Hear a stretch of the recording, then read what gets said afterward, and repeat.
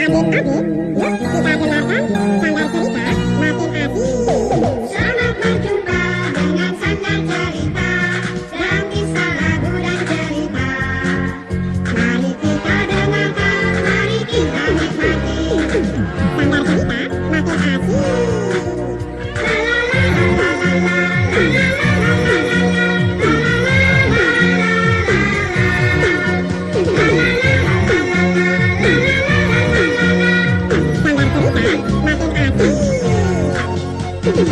Halo adik-adik, selamat berjumpa kembali dengan Sanggar Cerita. Dengarlah adik-adik, kali ini kakak akan menyajikan sebuah kisah yang berjudul Pedang Sakti dan Apel Ajaib.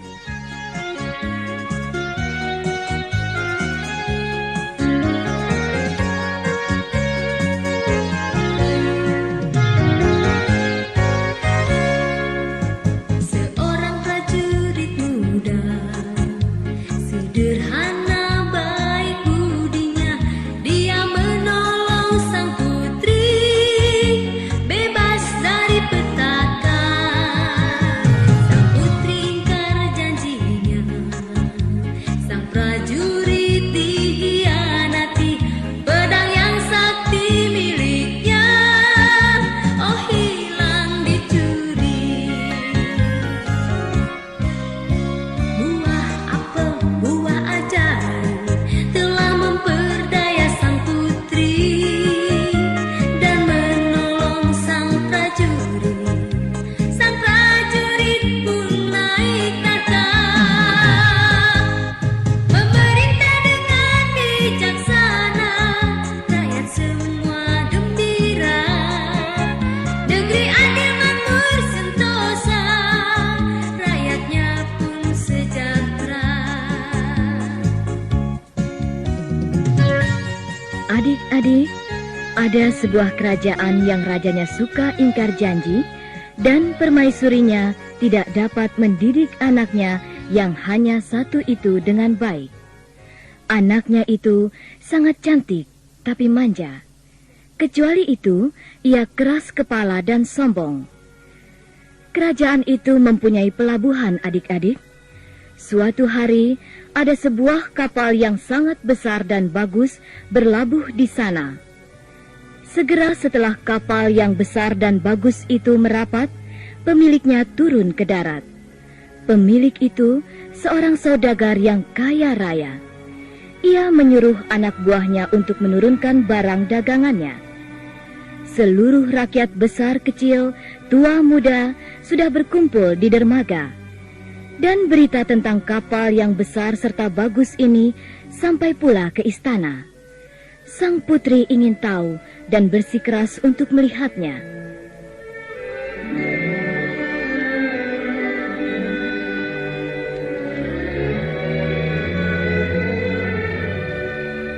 Ayah, saya ingin sekali melihat barang-barang bagus. Ada kapal yang sedang berlabuh di dermaga, Ayah. Tentunya banyak barang bagus yang datang. Izinkanlah saya pergi ke pelabuhan ya, Ayah. Kau mudah sekali percaya pada omongan orang. Berita itu belum tentu benar, anakku. Iya, benar Putri. Belum tentu berita itu benar. Hanya sebentar, Bu. Kalau berita itu ternyata bohong, saya akan segera kembali. Boleh ya, Ayah? Kau ini anak kami satu-satunya. Aku sangat khawatir kalau kau tertimpa bencana, anakku. Tapi aku pun tidak ingin mengecewakan hatimu. Baiklah, kau boleh pergi. Terima kasih, Ayah. Pengawal, hamba Baginda Raja, perintahkan kepada dayang-dayang dan pengiring sang putri supaya menemani sang putri pergi ke pelabuhan. Dan kau pimpin mereka. Hati-hati kalian menjaga sang putri. Kalau sang putri sampai tertimpa bencana, kupenggal leher kalian. Mengerti? Baiklah Baginda, hamba laksanakan. Sekarang hamba mohon diri. Bergegaslah.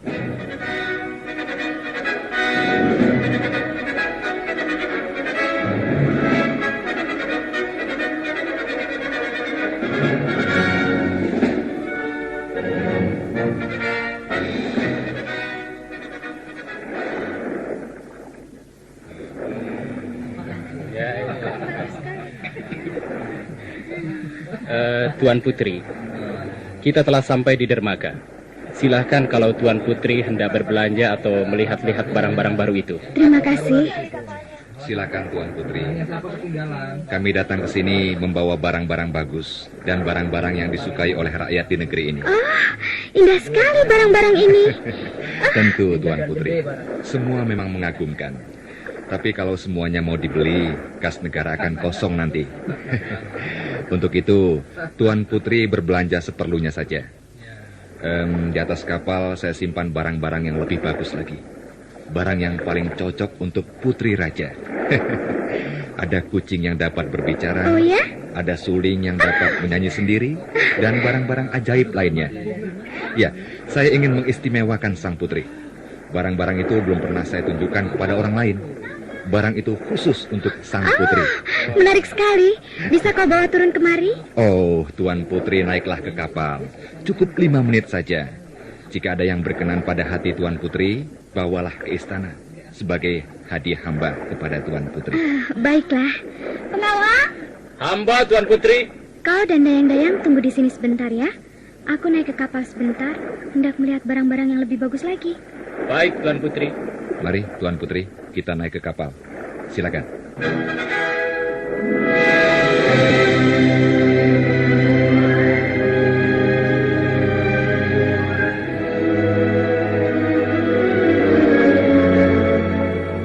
Nah, silakan Tuan Putri duduk di sini dulu. Saya akan ambil barangnya dulu. Baiklah. Ahoy! Bongkar sauh! Angkat jangkar dan pasang layar! Cepat! Kapal bertolak dari dermaga. Kita tertipu. Saudagar jahanam itu telah menculik Tuan Putri. Tolong!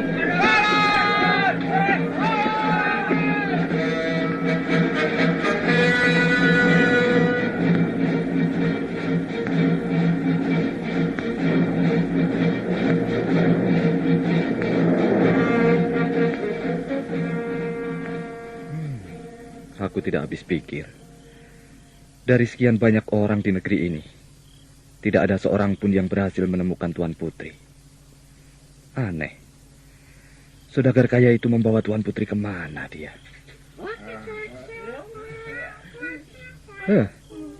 Sepertinya aku mendengar ada orang yang sedang berbincang-bincang. Hei, siapa kalian? Dua ekor burung gagak. Mereka bicara. Mereka bisa bicara seperti manusia.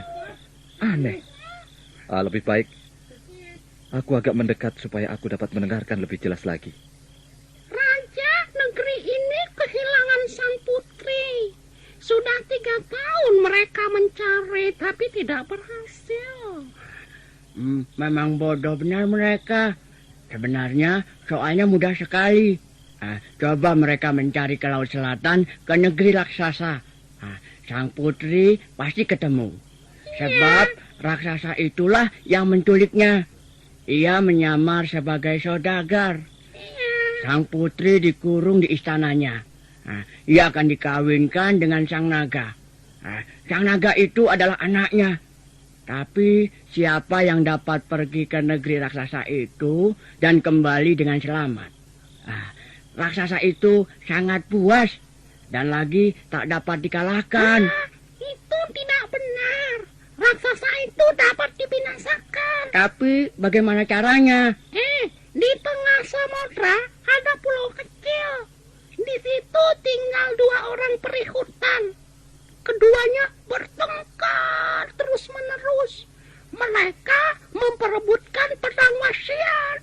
Pedang itu dapat memenggal sendiri.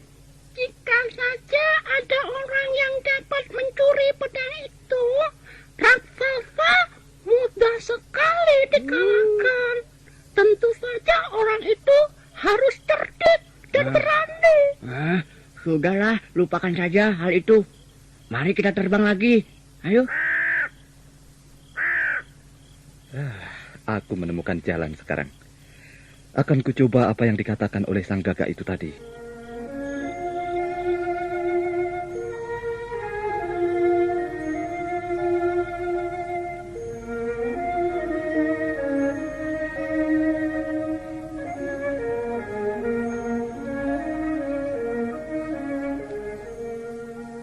Apa kehendakmu, prajurit? Saya minta izin untuk mencari sang putri, Baginda. Apa? Bagaimana kau dapat menemukan anakku? Kau hanya prajurit, anak petani. Sedangkan sekian banyak pangeran dan orang bangsawan tidak berhasil. Kau belum punya pengalaman apa-apa. Jika gagal nanti, ku penggal kepalamu. Baginda, saya tahu di mana sang putri berada. Baiklah kalau begitu. Jika kau berhasil membawa kembali sang putri, dia akan menjadi istrimu. Dan kau akan jadi raja di negeri ini. Sesudah aku mati. Itu janjiku. Dan akan kupegang teguh. Tapi jika gagal, kau akan dihukum mati. Saya terima keputusan Baginda. Tapi saya minta kapal dan perlengkapannya. Nakoda harus patuh kepada perintah saya. Baik, akan kukabulkan permintaanmu.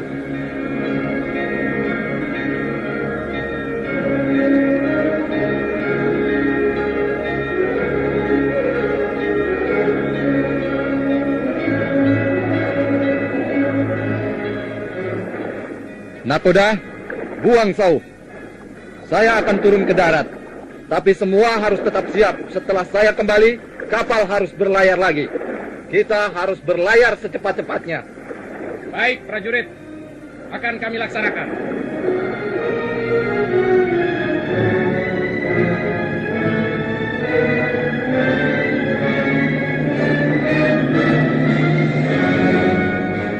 Prajurit itu segera turun ke darat. Ia masuk ke dalam hutan yang lebat. Tiba-tiba ia mendengar sebuah dahan patah dan dua orang sedang bertengkar. Berikan padaku, ini milikku. Bukan, ini seharusnya milikku. Milikku. Ada orang. Coba orang muda. Coba kau pertimbangkan hal kami ini. 30 tahun yang lalu, kami mendapat warisan pedang sakti ini. Sampai sekarang, kami bertengkar terus. Siapa yang harus memiliki pedang ini? Hanya ada sebuah pedang. Sedang kami 2 orang. Soal itu mudah untuk diselesaikan. Coba, saya pegang pedang ini. Ya. Mari, sini. Nah, sekarang kalian dengar. Aku mempunyai anak panah. Anak panah ini akan kupanahkan ke hutan sana. Dan siapa di antara kalian yang bisa membawa anak panah ini kepadaku, dialah yang akan memiliki pedang sakti ini. Bersiaplah kalian. Iya.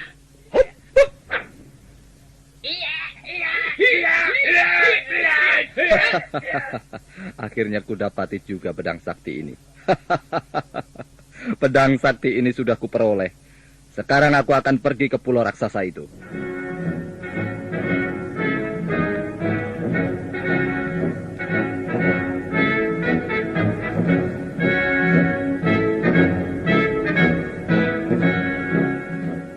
Prajurit segera lari kembali ke kapal sambil membawa pedang sakti itu. Sebentar kemudian, kapal sudah berlayar lagi sehari semalam lamanya.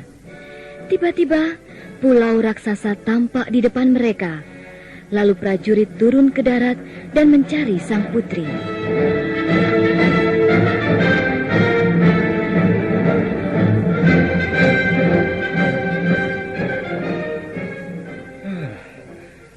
Kelihatannya seram sekali tempat ini. Di mana mereka berada? Oh, aku mendengar seperti ada seorang menangis. Dari arah mana suara itu datang? Oh, itu dia. Tuan Putri. Siapa kau? Mengapa kau datang kemari? Saya prajurit utusan Baginda Raja. Saya kemari untuk membawa Tuan Putri kembali kepada Baginda. Prajurit, tak seorang pun dapat lepas dari pulau ini. Dan bila raksasa datang, kau pasti dibunuhnya. Kau lihat saja nanti. Prajurit, jika kau bebaskan aku dari raksasa dan naga, aku bersedia menjadi istrimu. Memang begitulah janji Raja. Tapi, apakah Tuan Putri mau menepati janji? Prajurit, ini, pakailah cincin ini. Ini tanda kita sudah bertunangan, dan aku akan menepati janji.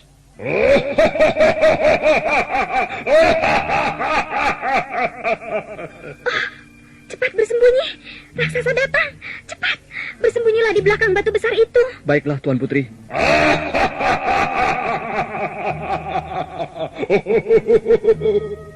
Wah, tubuhnya besar sekali. Sinar matahari saja terhalang oleh tubuhnya. Bayangannya memenuhi ruangan. Oh, dia berhenti. Hidungnya mendengus-dengus.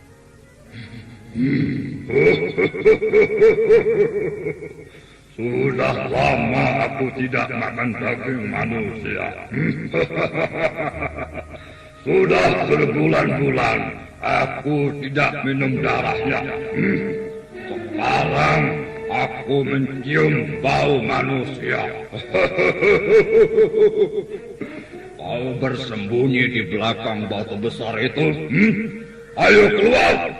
Akan kuremas-remas dagingmu dan akan kuhancurkan tulang-tulangmu. Belum apa-apa sudah tak kabur kau. Kau yang akan mati, bukan aku.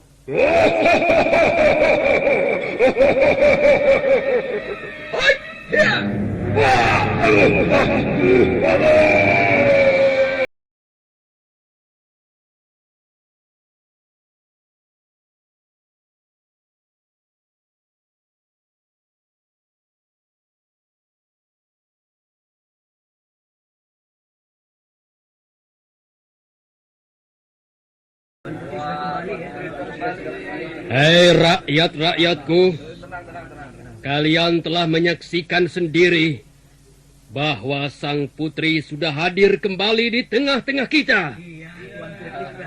Hei anak petani, walaupun kau hanya seorang prajurit biasa, sekarang kau kuangkat menjadi panglima. Terima kasih, Baginda. Tapi, apakah Baginda sudah lupa akan janji Baginda sendiri? Janji raja adalah suci. Sudah waktunya pernikahan dilangsungkan. Aku ingat akan janji itu. Tetapi selama kau pergi, ada suatu peristiwa. Seorang pangeran meminang sang putri. Ia sangat serasi untuk anakku. Aku tidak ingin memaksa dia. Biarlah ia memutuskan sendiri. Sang putri telah mengambil keputusan sendiri, Baginda. Kami telah bertunangan. Cincin inilah sebagai tanda. Baiklah. Kalau sang putri sendiri sudah berjanji kepadamu, pernikahan akan segera dilangsungkan. Setuju? Setuju!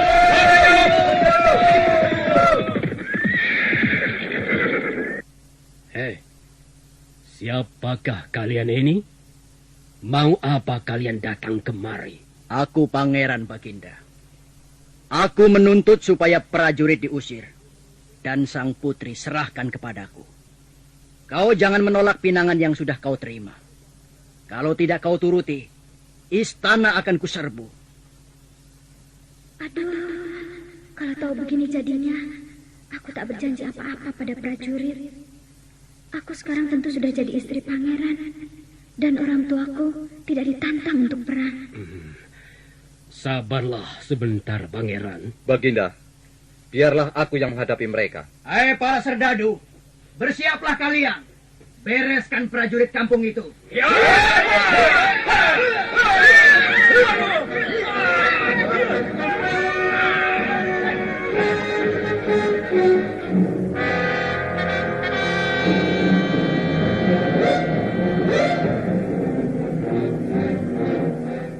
Pedang sakti dihunus dan dilemparkan. Pedang berputar-putar di udara sambil memancung ke sana kemari. Sebentar saja seluruh pasukan sudah berantakan. Hanya pangeran yang dapat lolos. Prajurit disambut rakyat dengan gembira. Hanya putri yang tidak gembira, karena dia mengharapkan prajuritlah yang mati supaya dia bisa menjadi istri pangeran. Lalu bagaimana usaha pangeran untuk merebut sang putri?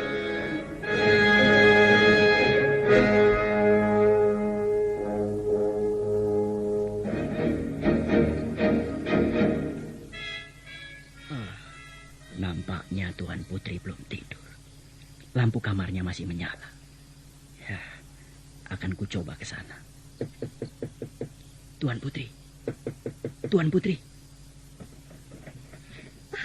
Pangeran? Pelan-pelan. Mau apa kau? calon suamimu punya kekuatan yang luar biasa. Pujuklah dia supaya mau membuka rahasianya. Saya akan menyerang sekali lagi. Jika saya menang, kau akan menjadi ratu. Tapi jika saya kalah, kau akan menjadi istri anak petani. Baiklah, akan aku usahakan. Sekarang pergilah kau dari sini, cepat. Baik, Tuan Putri.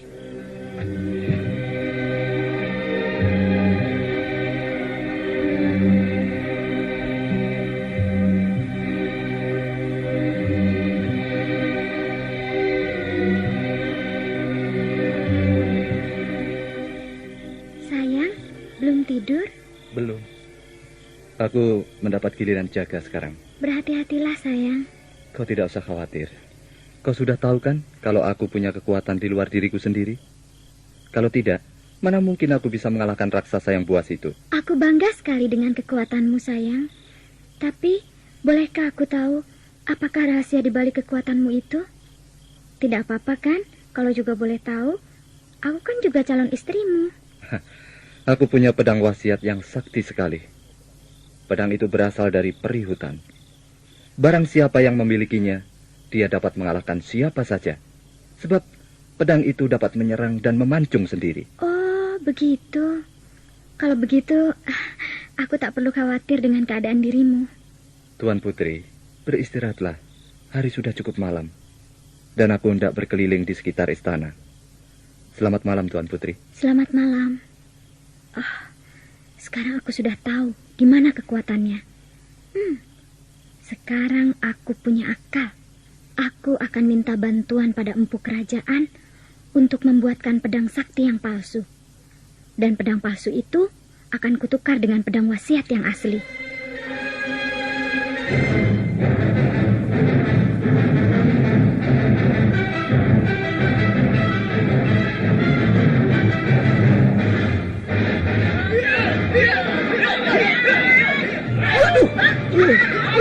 Lenganku kena. Jahanam kau.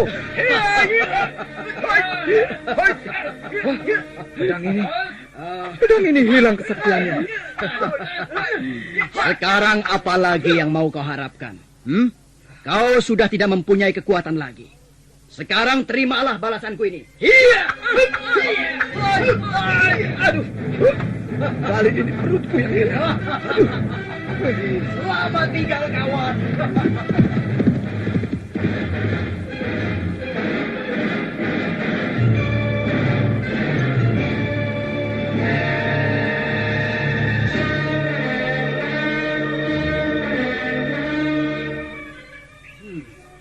Putri, sekarang semuanya sudah beres.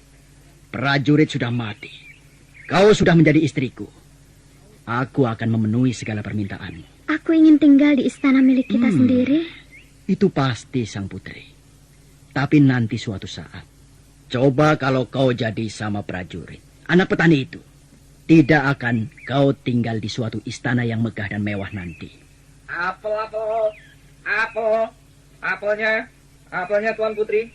Apelnya besar-besar dan baru dipetik, Tuan Putri. Mari, Tuan Putri. Pangeran, sebagai tanda kemenanganmu atas prajurit, bagaimana kalau kita rayakan dengan makan buah apel? Oh, dengan senang hati. Apel! Mari, Tuan Putri. Boleh dicoba satu dulu? Oh, bisa. Silahkan, Tuan Putri, silahkan. Enak juga apel ini. Manis sekali rasanya. Saya beli 2 saja ya, dan ini uangnya. Terima kasih, Tuan Putri. Kepalaku terasa pusing sekali. Apa ini yang tumbuh dari kepalaku? Pangeran. Kenapa kau, Putri? Tumbuh tanduk dari dahimu. Apa yang telah terjadi ini? Baginda.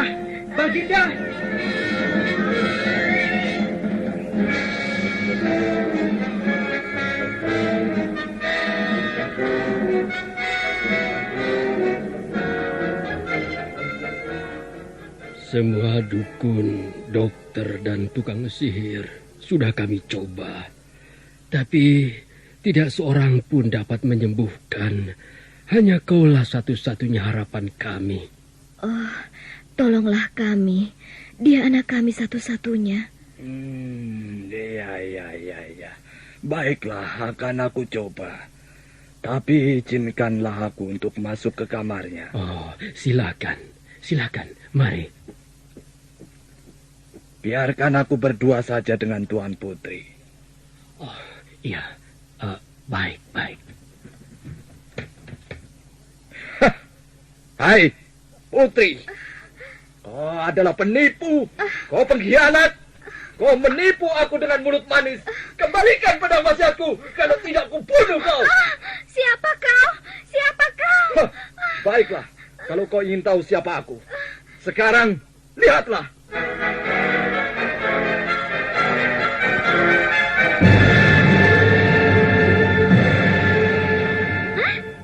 Kau prajurit? Tidak salahkah penglihatanku? Tidak. Kalian menyangka aku sudah mati di tangan pangeran. Tapi aku menemukan buah apel ajaib sewaktu aku mengembara di hutan. Apel itu dapat menyembuhkan segala penyakit dan dapat mendatangkan malapetaka jika aku mau. Jadi kau juga adalah penjual apel itu? Ya, betul. Sekarang, kembalikan pedang saktiku itu. Cepat! Aku akan mengembalikan setelah kau menyembuhkan tanduk di kepalaku ini. Aku akan mengobati setelah kau menyerahkan pedang saktiku. Baiklah. Ini pedang saktimu. Mana pangeran itu? Akan kubunuh dia. Hai, pangeran! Prajurit, masih hidup kau? Iya, seperti apa yang kau lihat sekarang. Sekarang terimalah pembalasanku.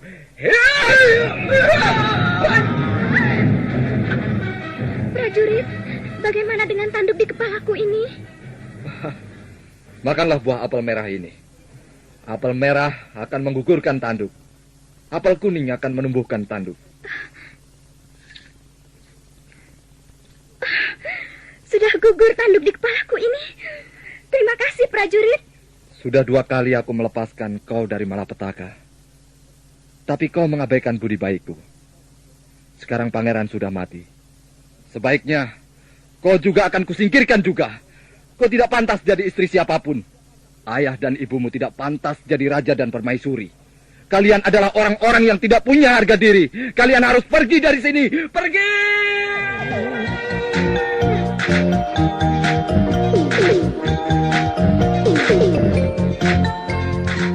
Raja, permaisuri dan anaknya diusir dari istana.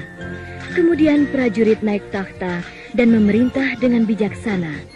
Kerajaannya aman dan makmur. Nah, adik-adik yang manis, sampai di sini kisah kita kali ini. Sampai jumpa di lain cerita.